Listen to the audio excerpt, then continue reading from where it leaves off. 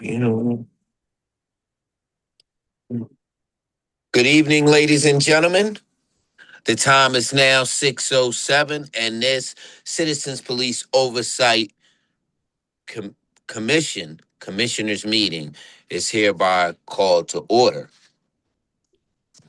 My name is Hassan Bennett. I am the chair of the Citizens Police Oversight Commission, and I will be facilitating this meeting. This meeting was properly advertised pursuant to the Pennsylvania Sunshine Act. And with that, I will now call roll. Commissioners, when you hear your name, please acknowledge you are here in some way, shape, or fashion. Commissioner Whitehead. Good evening, Commissioner White. This is Commissioner Whitehead. Good evening, Chair. Good evening, everyone.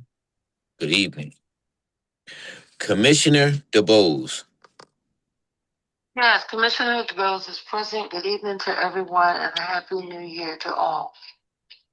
For clarity purposes, Commissioner DeBose is on a phone separate from this meeting.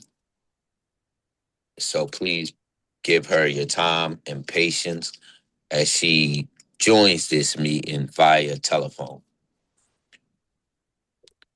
Vice Chair, Commissioner Malika Rahman. Good evening, everyone. Commissioner Rockman here. Good evening, Commissioner Rahman. Commissioner John Solomon. Commissioner Solomon, present. Good evening, Commissioner Solomon. Good evening. Commissioner Hakeem P.A.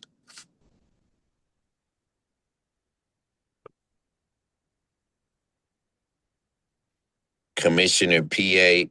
is absent, and that is an unexcused absence. Commissioner Erica Stewart. Commissioner Stewart present. Good evening and Happy New Year's to everybody. Good evening, Commissioner Stewart. Commissioner Gilberto Gonzalez. Commissioner Gilberto present. Hello, everyone, and Happy New Year's. Good evening, Commissioner Gilberto. Happy New Year's to you as well. Commissioner Michelle Enix Kenny. Commissioner Michelle Enix Kenny, present, and Happy New Year to you all. Happy New Year's. I said Commissioner Solomon, Commissioner John Solomon. Yes, you Yes, did. you did. I did say Commissioner Solomon. My freestyling is over.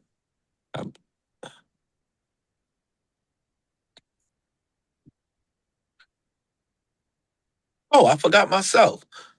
Commissioner Hassan Bennett is here and present. I am here and present. As we move forward, the next section is Commissioner Business. Has everyone had a chance to review tonight's meeting agenda? I'll rephrase the question. Has anyone not had a chance to review tonight's meeting agenda? And with that said, do I have a motion to approve tonight's meeting agenda? Vice Chair Rockman here. It is my motion that we approve tonight's meeting agenda. Thank you, Commissioner Rockman. Does anyone second that motion to approve tonight's meeting agenda? Commissioner Gonzalez, second motion to approve tonight's the agenda. We appreciate that, Commissioner Gonzalez. And with that said, all in favor of approving tonight's meeting agenda, say aye. Aye. Aye. Aye. All those not in favor, Aye. all those not in favor, say nay. And with that, tonight's meeting agenda is approved. Next on the list for Commissioner Business is committee discussions. Has everyone had a chance to review the committees and make a decision in where they think they would best fit in the committees?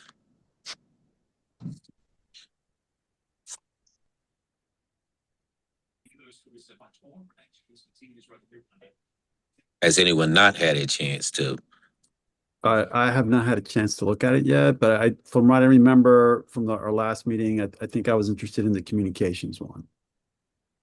Okay. This is Commissioner. Thank you, Commissioner Gonzalez. Um, Commissioner Solomon, I haven't decided on where I fit at yet. Hmm? But if there's a certain deadline on me so picking where I fit in at, let me know so I can have that response to you. so I will say that we would like to discuss this on one of the meetings, so we know where we're at moving forward. Our next meeting is in next Thursday or 2 weeks, Executive Director. 2 weeks. In 2 weeks. So I'll give everybody until 2 weeks to review it. I will send it out again for people to actually review not the qualification, the definitions and of each committee and decide where they fit in. Commissioner Solomon, I was thinking of you and your boots on the ground effort, that the community outreach would be amazing for you, but you may have a different idea for yourself. So I ask everybody to please take time and review it again.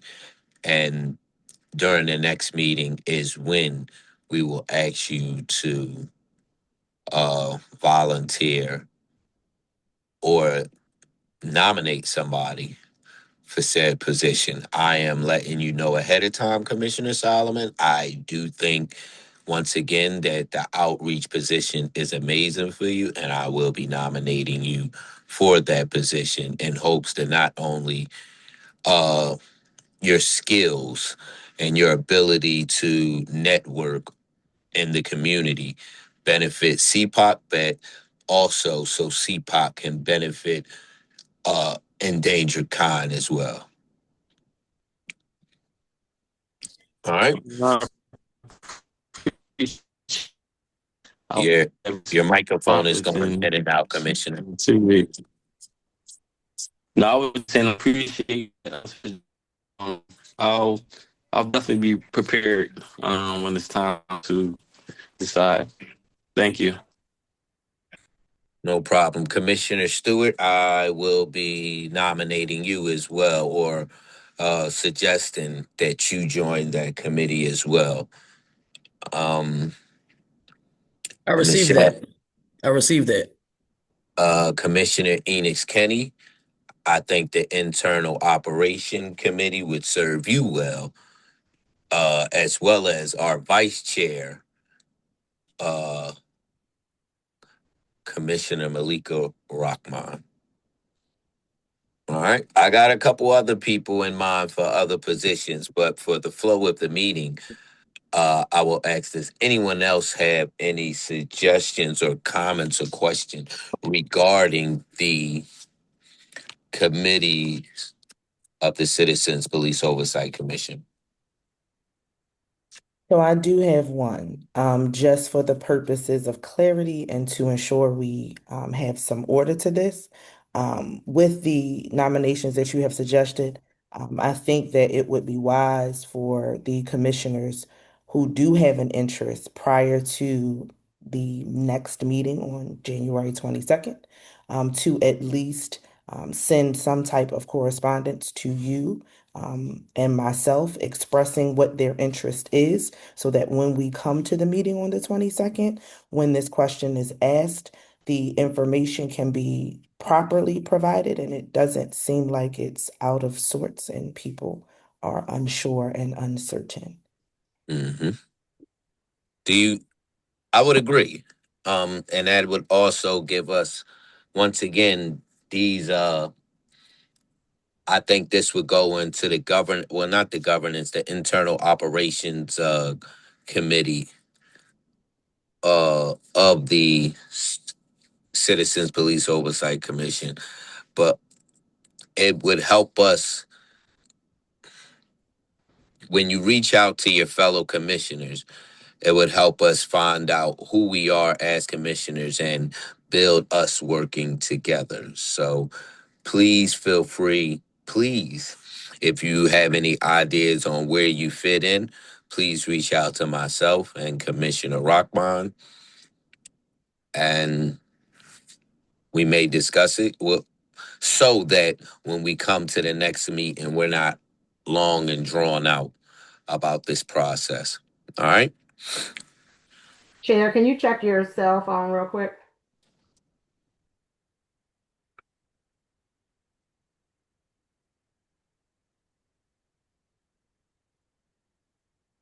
Sure. So, it has been brought to my attention that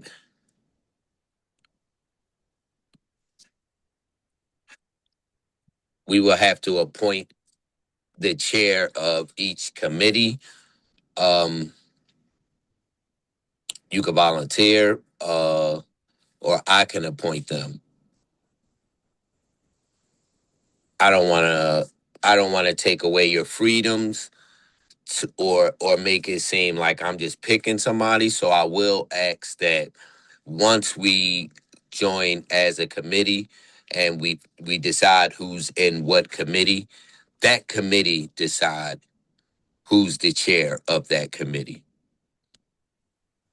All right.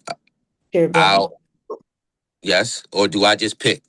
So we are getting a bit ahead of ourselves procedurally. Mm-hmm. We're asking people to express their interest in the committees that they would like to join. I think we need to pause there and allow people to express. And then once that moment comes, provide them with the structure organizationally. Because right now, we're putting the cart before the horse. There are no committees at this present moment. We are giving people until January 22nd to express their level of interest. There are no committees at this present moment. Okay. Procedurally, we should have this conversation with expectations, what the procedure will be like, so that when people are prepared for these committees, this conversation can be explained to them. Again, these conversations are seeming as if we are not prepared for what we're asking for. And such is not the case, because we are prepared. So if the ask is for people to review the committees and then express their interest, then I think we need to pause there, because now the cart is coming before the horse.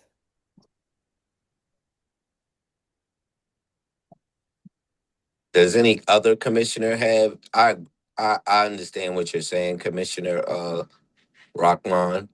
I want to give the rest of the commission a chance to give feedback on this topic. This is Commissioner Michelle Enix Kenny, and Vice Chair Malika just read my brain. So Mm-hmm. I'm in the same vein as her. She just totally just from A to Z. So I concur. Just for the point of clarity, structure, and consistency, I definitely think A should come before B in this dynamic. And that is Michelle Enix Kenny. I appreciate your comment and feedback. Does anyone else have comment and feedback on this topic? Yeah, this I don't know Commissioner. if you can see him. Commissioner Gonzalez had his hand raised. Mm-hmm. Commissioner, you don't have to raise your hand. You do not All have to right. raise your hand. All right. All right. Thank you. Thank you. No, I just pull up the file of the three committees: governance, executive evaluation, and community engagement. So and I kind of remember when that conversation started, I thought there were a little bit more broader descriptions. So yeah, I think maybe I'd like to be involved in a conversation where, like, for example, like community engagement could be different forms of communication, different forms of engagement. And that seems to me like the one I would be interested in but I again, we just need to have a conversation about what other forms that could take. I don't know if that's clear. Thank you. Commissioner Solomon here. I agree with what was said by everybody up until this point. Um, I know based on what I read, there wasn't clarity provided on like the commitment that comes with each committee as far as Yes. time, what that would look like. I think that's important for all of us to know and understand as we make a commitment. So I would just add that in there. If you did send something out with that information on there, I did not see, like I didn't see it myself. Mhm. But I think that's super important for us to be able to sustain our commitment to these committees, especially if we're interested in them. So I'll just add that point. So I think I'll let anyone else give feedback before I give my feedback. Does anyone else have feedback regarding this topic? So I think as chair, as we have a basic outline on where we need to, on where the committees are. Myself and Commissioner Rockbond uh, will speak about it. Where what in depth on what is required from each committee. I know the community engagement or the outreach committee will have, to say the least, will have the task of organizing and developing the town halls that we spoke about last meeting. We had bylaws and uh, internal operations that we had to organize, and that'll fall under the. I think it's the governance. I'm sorry. Give me 1 second. That falls under the governance committee, and then you have the executive evaluations, which is not really does not call for as much time as the other committees, but it's an immediate need. So I think when we sit down and talk about it, and I'll talk with each commissioner individually to just to follow up with you if anything comes to mind that you would like to do and the task that you would like to or the goals that you have as being a commissioner. But I think it goes into the needs. And that's me thinking just off the head. Each meeting will go into the needs of the commission as we move forward. Right now, we need to develop an evaluation process. We need to develop internal operations and bylaws.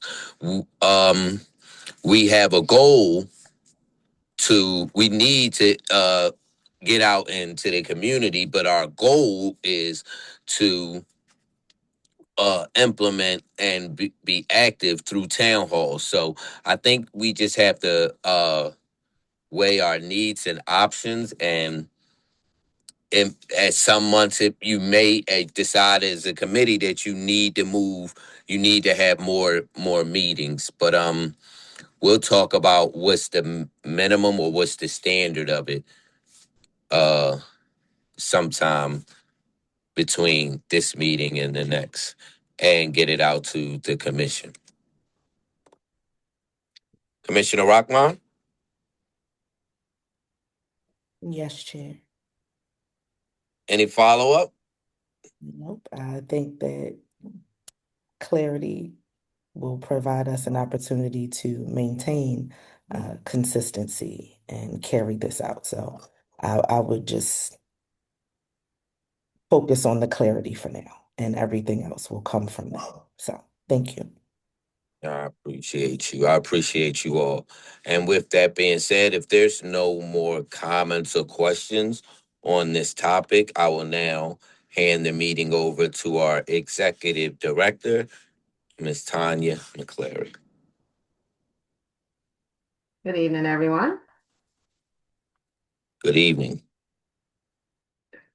So for our agency report this evening, if we could go to the first slide, our mission that we always like to tell our community partners and those who are following us is to oversee and investigate the conduct, policies, and practices of the Philadelphia Police Department. And so CPOC currently receives complaints of misconduct. We receive commendations to celebrate officers who go above and beyond the call of duty.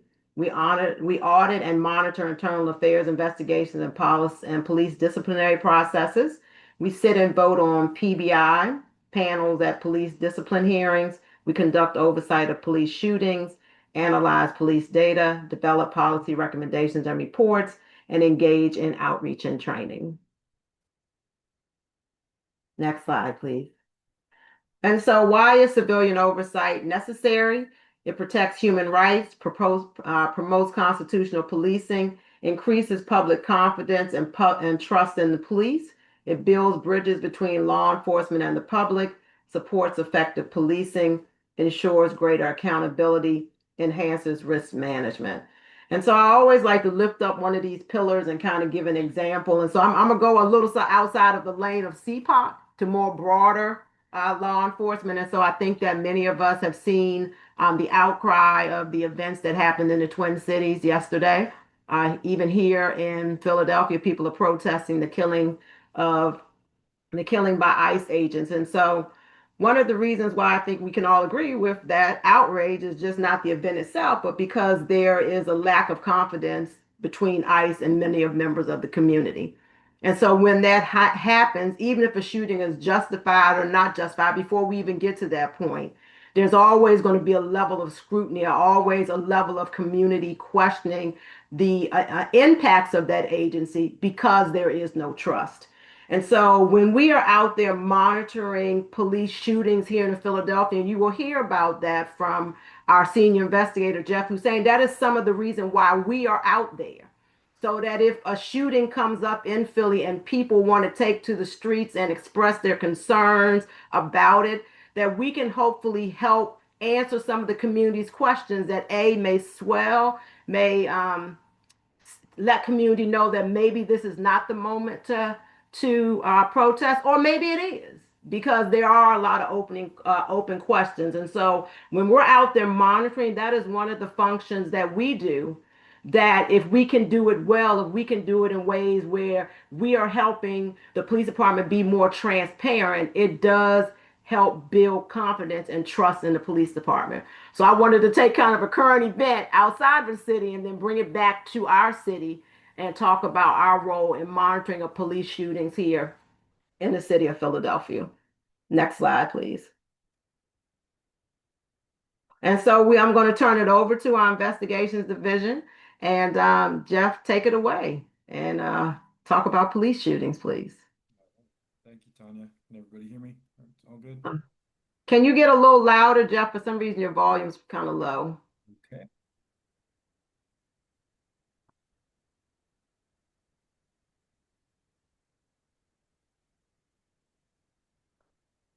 Is that any better? Yes. Great. Good evening. Happy New Year, everyone. So we'll talk about the police shootings here. So after a police shooting, investigators receive the materials from PPD and we analyze them to understand the incident. Much of that information is confidential and has not been released by PPD or the DA. And our public statement about the incident serves the following purposes. We review the facts made public by PPD. We summarize those facts that are consistent with CPOC's initial review of the available evidence. And then the other thing is that we identify categories of information that PPD and the DA's office have not made public yet and may be important for the public to know.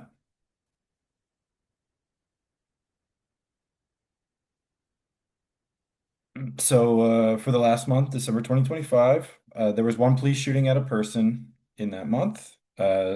We, as a whole, we track all police shootings, which includes every time that a PPD officer discharges their firearm at a person or an animal, excluding deer. As of the end of 2025, there have been 11 police shootings at people. CPOC maintains a website to update the public on the police shootings shortly after they occur, and the link is listed there, and it'll also be dropped in the chat. And the website provides an overview of PPD's procedures, CPOC's roles, and details about the police shootings at people.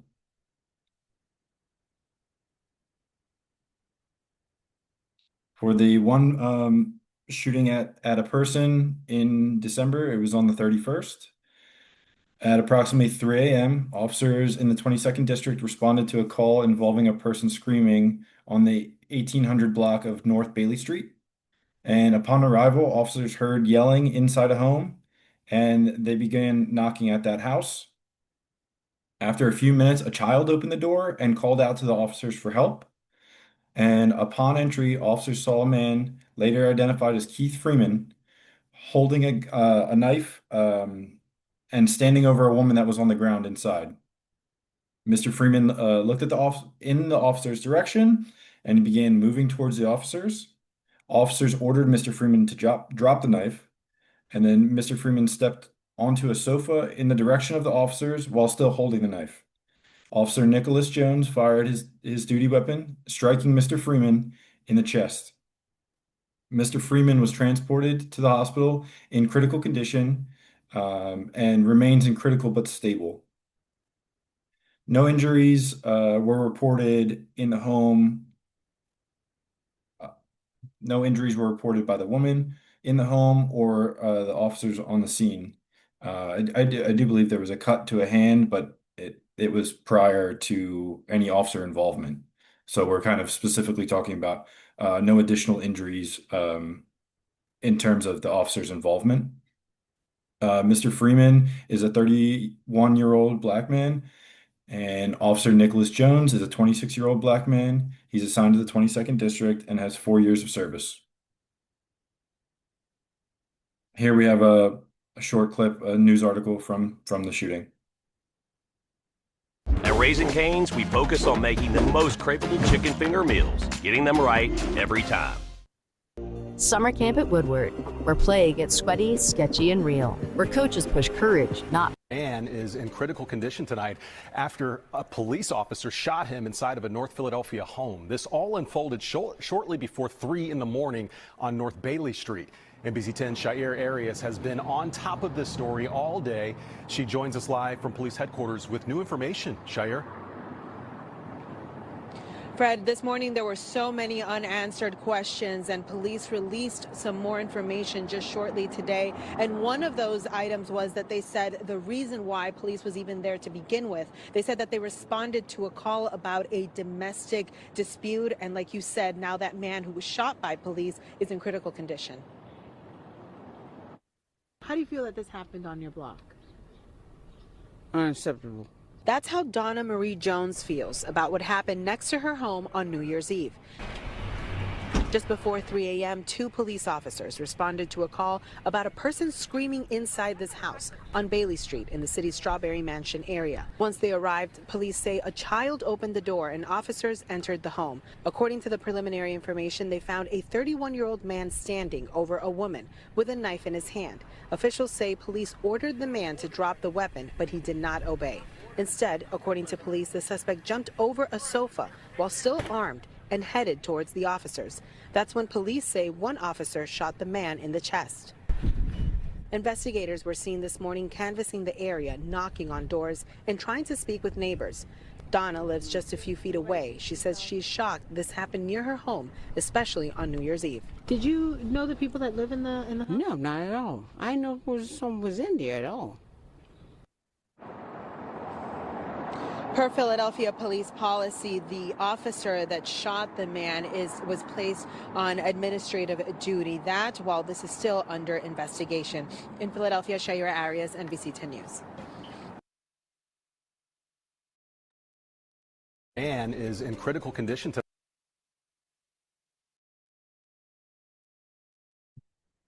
Summer camp at Woodward. I don't know why it's auto playing. That's okay. There was a screenshot at the beginning, and it actually showed our investigators on scene. That's it for my unit. If there's any questions.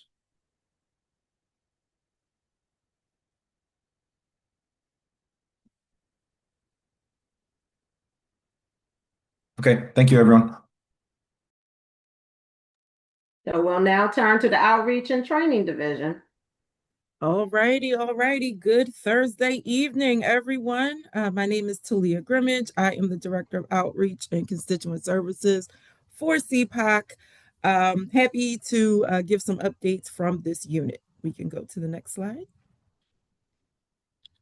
Okay, as we do every month, just wanted to take a moment to highlight some important information, important awareness for the month. Happy New Year to everyone. I should have said that, but January is National Human Trafficking Awareness Month. So just wanted to give just a couple of pieces of information about human trafficking. It is defined as the use of force, fraud, or coercion to obtain labor or commercial sex. It is a form of modern day slavery. Just wanted to make sure people are aware of that. Force, fraud, or coercion to obtain labor or commercial sex. And this does not require movement across borders, states, or even countries. It can happen within a person's own community. So a lot of times when people think of human trafficking, they may think of sex trafficking, but labor trafficking is something that is very real as well. And so PPD does have a directive that covers human trafficking and outlines officers' responsibility if people report human trafficking. That is Directive 3.24.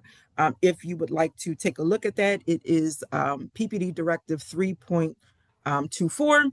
And just wanted to also highlight a community organization that is helping victims and survivors of trafficking, and that is Dawn's Place. Dawn's Place is Philadelphia's first residential recovery home and program for women recovering from the trauma of trafficking and exploitation. And so they have a structured program. It's not just a temporary shelter. They provide housing and services combined with a multi-stage program designed to foster independent living.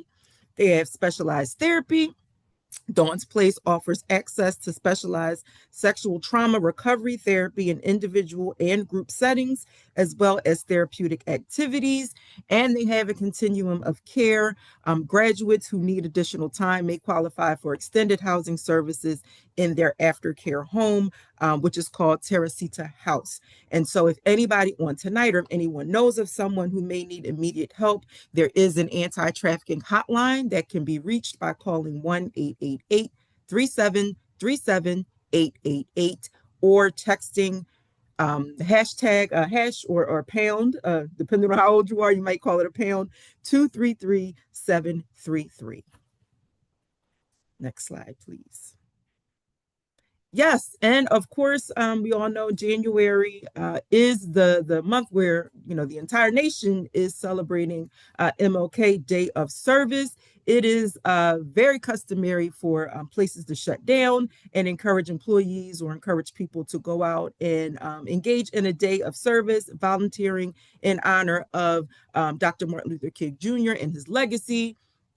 And so this year, CPOC is hosting our very first interfaith clergy brunch in honor of Martin Luther King Jr.'s holiday. This is going to take place on January 15th. It is open just to clergy and faith leaders. So if you are a member of that demographic and would like to join us, please reach out to us as soon as possible so that we can prepare and make space for you. The theme is Out of the Mountain of Despair, a Stone of Hope. We are carrying Dr. King's legacy forward through faith, community care, and accountability. And it is going to take place at the historic Mother Bethel Church in the South Philly area of Philadelphia. So please, if you are a member of clergy, a faith leader in this city, we would love to have some interfaith representation. So please reach out to us if you would like to attend. Next slide, please.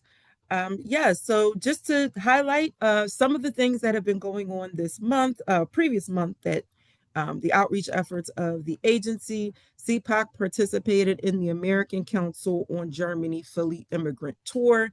This was sponsored by the Office of Immigrant Affairs. There were American and German policymakers and journalists who came to Philadelphia to hear from different city government agencies, subject matter experts, and local organizations about different initiatives, different projects that can be implemented across the nation and also internationally. And so they reached out, asked CPOC if we would come and talk about police oversight to this group. The event was held at the Fleischer Art Memorial, which is one of the oldest nonprofit community art schools in the nation, founded in 1898. And it was really nice because when Tanya and I were there, we were talking to the group about oversight, about what we do.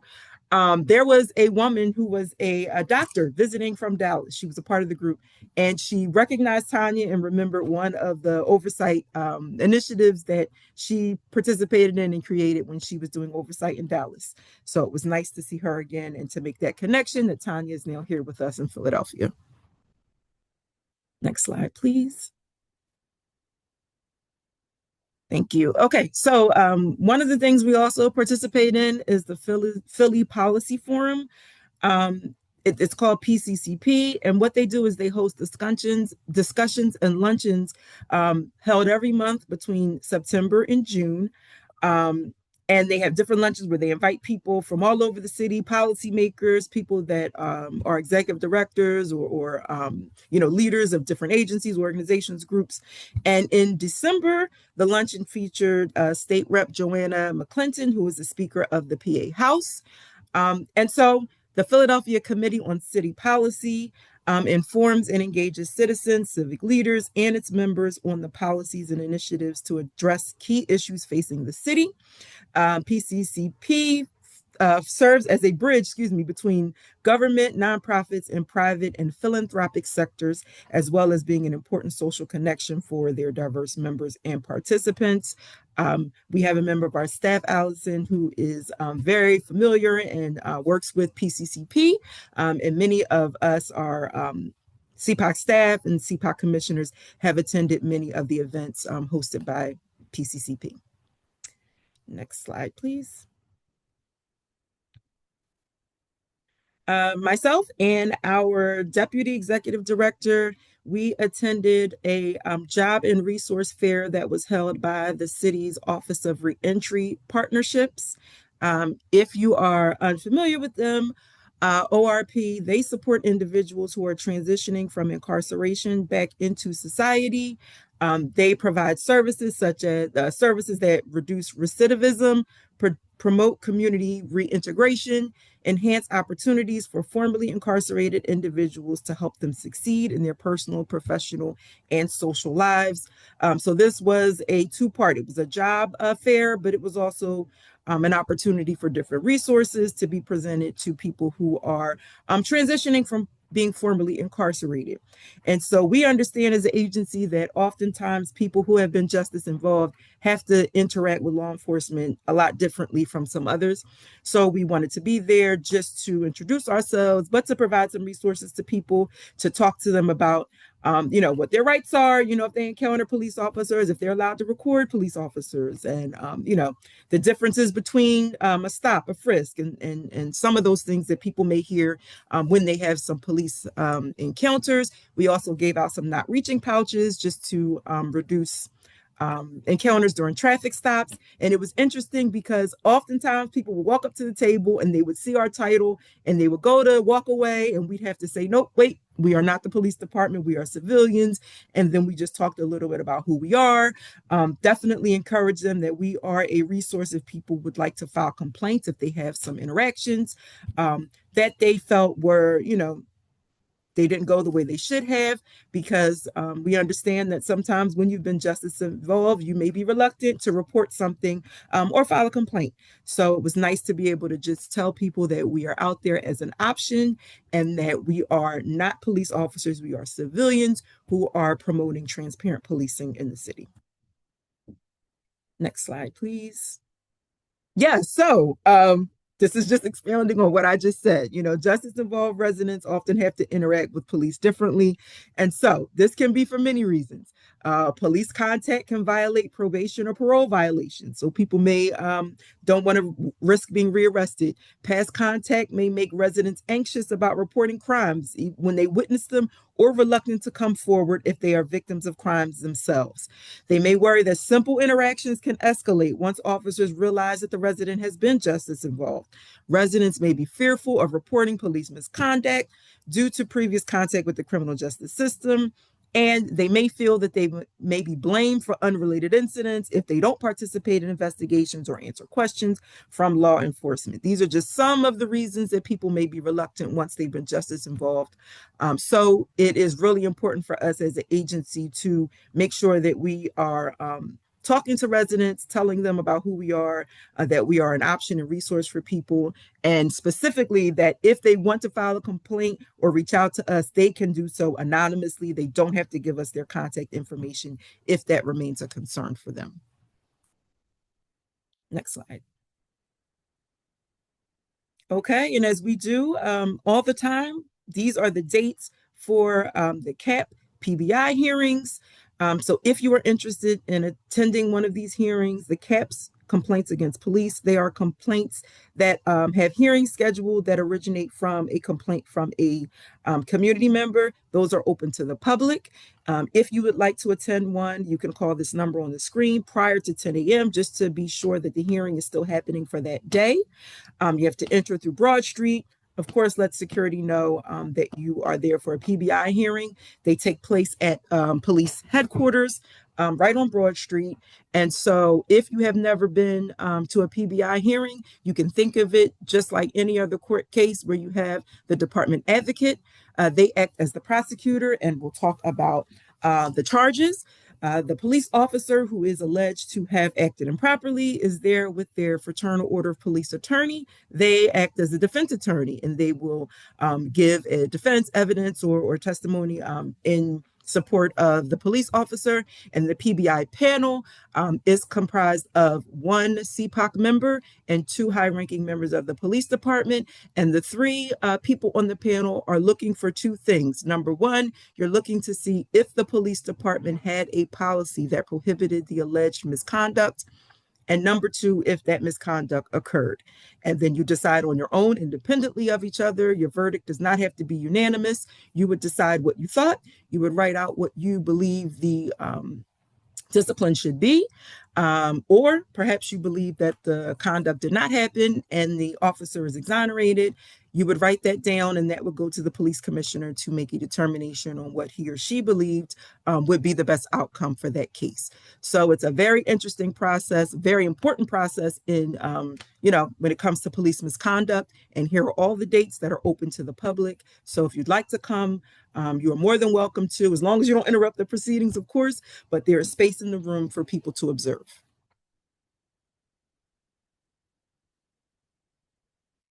Okay, and I think that is it for the outreach team this time. I can open it up if there are any questions, comments for me, and if not, I can turn it back over to our executive director, Tanya. Do any commissioners have a question at this time?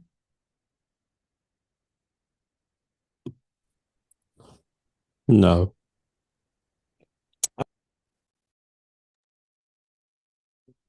Actually, just going to turn it right back over to the chair.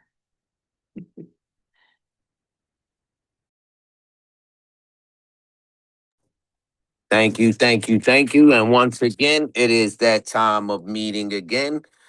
It is the community comment part of the meeting.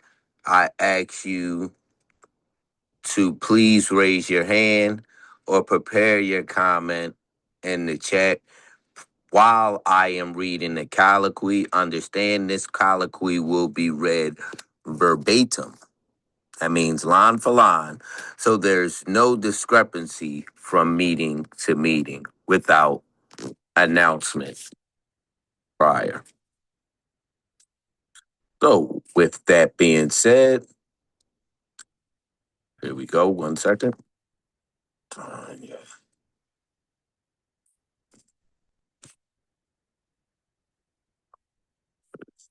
Excuse me, pardon me 1 second. Here we go.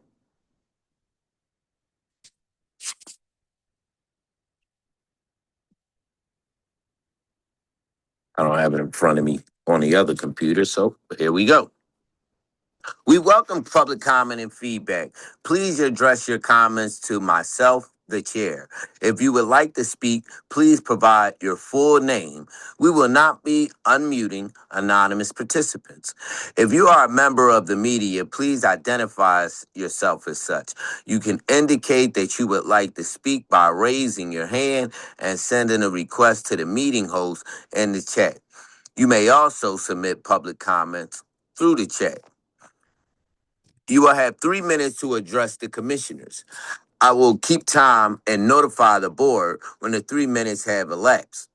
Any documents or follow-up communications can be submitted to CPOC@phila.gov. That is submitted via email to CPOC@PHILA.gov. Public comments should be limited to the topics covered in this meeting. All public commenters must refrain from offensive language, threats, and or harassments. Participants that violate these instructions will be removed from the meeting. While we welcome your public comment and feedback, commissioners may not be able to respond to your questions or comments during tonight's meeting. Every attempt will be made to follow up by phone or email after the meeting. You can contact us at CPOC@phila.gov, as I explained earlier, or call 215-685-0891. That is 215-685-0891. And just for clarity, I apologize, but we will accept comments to anything pertaining CPOC business. Please limit your comments to CPOC business. Thank you. Danny, is there any public comments or feedback? Danny's off tonight, but Oh, no. I'm sorry. No worries. I'm sorry, No. Jody. It's I all good. apologize. No worries. No hands raised or anything in the chat. Commissioners, do you have any additional public comments or feedback at this time?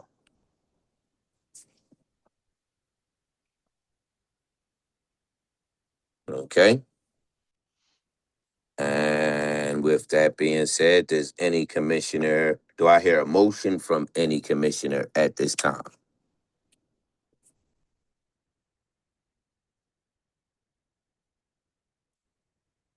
Do I hear a motion to adjourn tonight's meeting? Motion to adjourn tonight's meeting. It's Commissioner Gonzalez. That is Commissioner Gilberto and Gonzalez motioning to adjourn tonight's meeting. Does any commissioner second that motion? Commissioner Rockman here. I second the motion to adjourn tonight's meeting. And with that, a motion is on the table to adjourn tonight's meeting. All those in favor of adjourning tonight's meeting, please say aye. Aye. Aye. Aye. All those not in favor, say nay. And with that, the ayes have it unanimously. Ladies and gentlemen, good evening. Thank you. Until next time, you enjoy yourself. Have a good one, everyone. Bye.